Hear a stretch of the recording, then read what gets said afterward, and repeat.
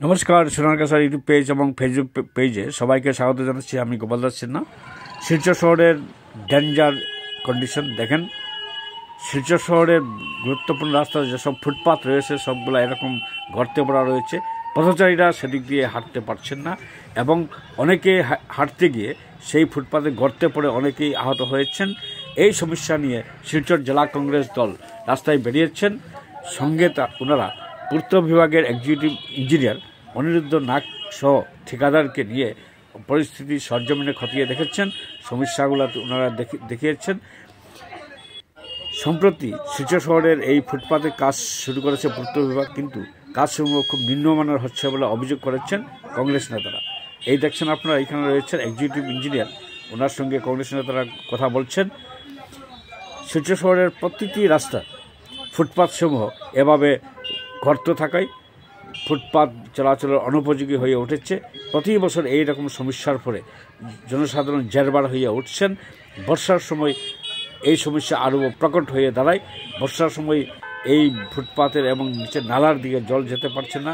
জল পরে ফুলে ফেপে উঠে রাস্তায় উঠে যায় এবং রাস্তা দিয়ে পথচারীরা হাঁটতে গিয়ে কর্দমাক্ত এবং নোংরা জলের মধ্যে হাঁটতে হয়।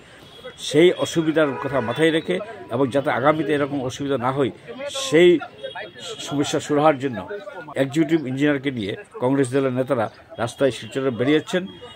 এরকম রাস্তা হচ্ছে, দেখুন, শিলচর শহরে Premtala, Ambikapatti, park road, India club, Shillongpatti সহ গুরুত্বপূর্ণ রাস্তাসমূহের ফুটপাথসমূহের এরকম অবস্থা হয়ে দাঁড়িয়েছে।